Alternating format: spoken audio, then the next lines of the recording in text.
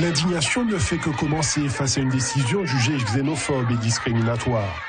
4 générations de Dominicains risquent de perdre leur nationalité en dépit du fait d'être nés et d'avoir vécu toute leur vie en République dominicaine.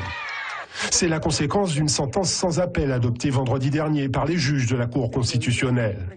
Se basant sur la nouvelle constitution de 2010, la plus haute juridiction dominicaine a décidé que les descendants d'étrangers nés sur le territoire depuis 1929 ne sont qu'en transit et ne peuvent donc plus prétendre à la citoyenneté.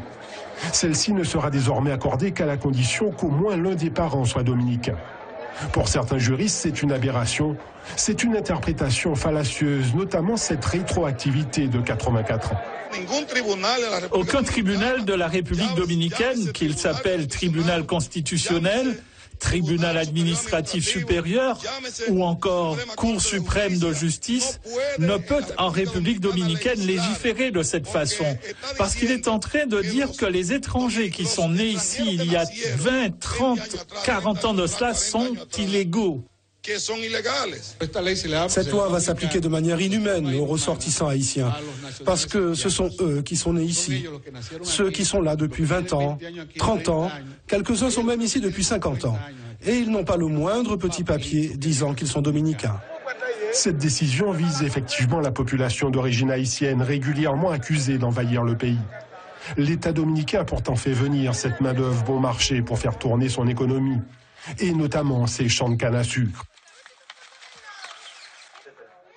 Comme cette femme de 42 ans, beaucoup sont nés ici, ont fait leur vie dans l'enfer des plantations, des batailles.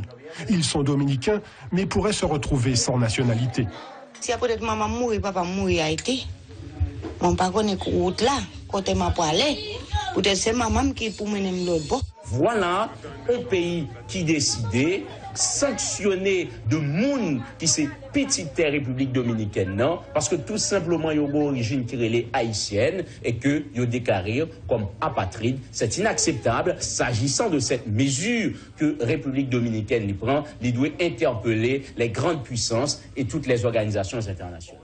Les Nations Unies ont exprimé leurs préoccupations face à cette surprenante décision qui embarrasse les autorités de part et d'autre de l'île d'Hispaniola. La Cour constitutionnelle dominicaine a d'ores et déjà donné un délai d'1 an aux autorités électorales pour dresser la liste des personnes qui vont perdre leur nationalité. Une affaire qui va rouvrir des plaies historiques mal cicatrisées entre Dominicains et Haïtiens.